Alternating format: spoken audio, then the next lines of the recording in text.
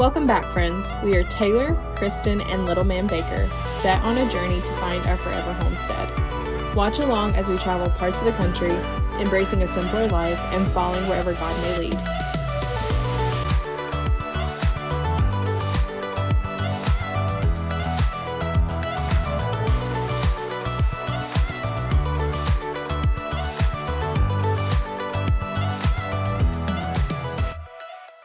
We are not in Montana anymore. It is 117 degrees. It feels like the devil's hallway out here. Well, we're going to talk about Montana. Yeah. Recap.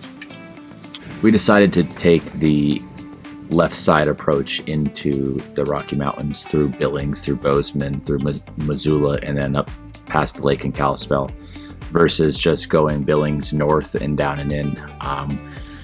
We thought it'd be less steep going that way, but it was still pretty steep. There was one section going into Missoula. We went downhill for like 100 miles, and I said, I don't think we want to come back up this. So it was steep but worth it. Yeah, it was very beautiful. Very beautiful. Yeah. Driving into Montana is an unreal experience. Very beautiful. You just come upon these massive mountains, make you feel so small. But the cool thing about that is, like, even driving into Montana is not the grand views you're going to see in Montana. But you still get to see a really beautiful view in your drive. And we stopped at a lot of coffee shops along the way. They have, just coffee shops everywhere. They're local. Most of them serve organic coffee that's brewed right there in Montana. That was a really big common denominator among all the coffee shops, which I really appreciated. Coffee was delicious. We stayed at West Glacier RV Park. They have everything you need there: laundry, bathhouse, if you use the bathhouse, playground for the kids. They have a walking trail that leads down to the village. What's called the village, where they have such good food. Very good food. Lots of ice cream. We ate ice cream every night. Yes. And you have to try huckleberry ice cream if you're in the West. I didn't realize how big huckleberries... Didn't even know it was from the West. ...were a thing. Like, I knew huckleberries were a thing, but I didn't know it was that big out there. You think of huckleberry, you just think of Huckleberry Finn. That's where I go. Moral of that story is try the huckleberry ice cream. Yes. It's very good. What color of the ice cream was it? Blue. Blue. Purple. Try the blue ice cream. So we loved having the villages right there by the RV park because we ate in the RV 99% of the time, but we did grab like a bison burger one night with some fries. There was putt-putt there for us to do with Baker, which he loved. So that was really good to have right by the campsite. We really wanted to do the Road to the Sun. Yes, that was the main voyage of going out there. Yeah. Was to experience the Road to the Sun and the 9,000 feet of elevation and crossing the Continental Divide, which I don't think we really knew what that meant until we got out there. No, we didn't. And the road is on cliffs. There's no barriers. It's just you and the Lord out there praying your truck stays on the road. That's right. So we did that. But what I wanted to talk about is before you do Road to the Sun or some of any of the other like national parky things, you need to check, what's the app? Recreation.gov. The app you need is Recreation.gov. Yes. And how does that work? You like make a reservation. You just put in your location, what activity you want to do. So where you want to go. Road to the Sun. Yeah. You pay $2. It's more of an inconvenience than anything, but $2 per every car that goes up there. The park's making quite a bit of money per day. Because I think though too, it's just to ensure that the road doesn't get overcrowded. Right. Because one, that can be dangerous, and then two, you don't really get to see as much as you'd want to see. Yeah. So you can make reservations, and like we made reservations for 6 a.m., but you don't have to be there at 6. Right. And it's good for 3 days. Yeah, you can go for 3 days. Entered on the west entrance, which we heard. Yep. That was the best way to go because it's less crowded. Be fair warned if you visit Montana anytime soon. The Road to the Sun, they're doing construction on the road. So we had talked to some other campers near us, and they're like, hey, you got to get there before 8 a.m. That's when they start the construction. And so that helps ensure that you get through all the construction without like start, stop, go traffic. And you're not on the road for 6 hours. We got through the entire road in like an hour and a half. Yep. The first 8 miles from the west side is all construction, just dirt road. Yeah. And then at 8 a.m. when they start construction, you have to have a pilot car that takes you each way. So you might be waiting quite a while for the pilot car to come back to get the next line of cars. So definitely be there before the construction starts at 8 a.m. And I think it goes till 4.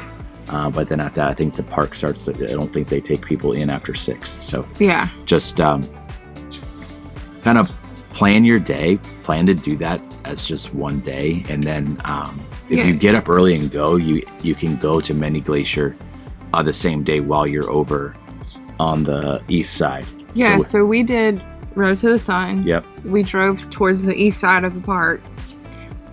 What I love about Road to the Sun is it is sketchy in some areas as far as driving on it, but they do have a lot of like pull off spots. You can stop, take pictures. People are really patient with each other because we're all trying to take in the views. We probably could have done better at filming ourselves in the park, but we were honestly just trying to take it all in. Yeah. So we just decided to do like a sit down video after we got back because it honestly took us a few days to absorb what we got to witness. Yeah. It is that beautiful. But we went to the east side of the park and we went to another part of the national park called Mini Glacier. That honestly was probably my favorite part. Yeah. We packed our lunch for the whole day. Yep. But just because we weren't sure how long the road was going to take us to do, because people had told us it could take you like 6 hours, it could take you 2 hours. And so we packed a lunch. We went to Mini Glacier, had lunch. It was so cold in Montana. I packed the cooler with the ice packs on the bottom, and we didn't even need ice packs because we got our lunch was completely frozen. We had frozen turkey. And we had frozen turkey, frozen cheese, frozen drinks. Yeah, so it was... We could have probably done without so many ice packs, but yeah, it's a whole different climate up there this time of year, and it was really nice. It was just a break from the heat. Yeah. And just a wonderful place to go in the summer. Yeah, Mini Glacier, like I said, was definitely my favorite. They had a old hotel that's still in operation, overlooking the lake with the mountains. It was just beautiful. And then we decided to just keep going through the national park, and we went and visited, what was it called? Two Medicine. That was actually really cool, and it had a nice little hike that Baker could do with us because he's a toddler. Never know what that situation is going to be like on a hike, but we were able to hike and see some waterfalls, and we all go like put our feet in the icy cold water. Yep. He had a lot of fun with that. So if you have just a full day to explore the national park itself, I think it is definitely worth it. There's just every different angle of the park, you get to see something new. Yeah. And honestly, we were talking about this, you can literally just get even just a taste of how wonderful and grand God is being in Montana. Because you feel so small.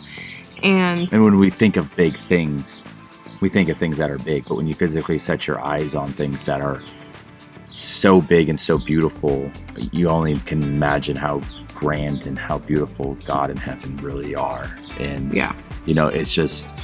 I don't know where else we would go that could compare to. So what we're saying is this YouTube channel is over. We've done it. We've seen it all. The main voyage is complete. But National Park Day was super fun, and I loved that we were so close to the west entrance, like staying there. Yeah. I feel like that was really helpful. So just keep all that in mind. We'll try to put like all the information down in the show notes in case you're interested in visiting the areas. There's one thing about just being out there that was really neat is just the people out there who work there are, you know, they're mostly seasonal workers. They just loved being there, and they loved their job. I mean, there was not very many people in the village that we met that weren't just happy to be there helping tourists, helping people enjoy their time there, and you could see that, and it made it just the people as well as nature just made it for such a wonderful trip. Everybody there just had a great attitude. Everybody was willing to help. Like if you needed, like West Glacier doesn't have diesel, and that's kind of a big thing with RVers. In the village, there is no diesel, so you have to go down the street about 8 miles out of the village and get diesel.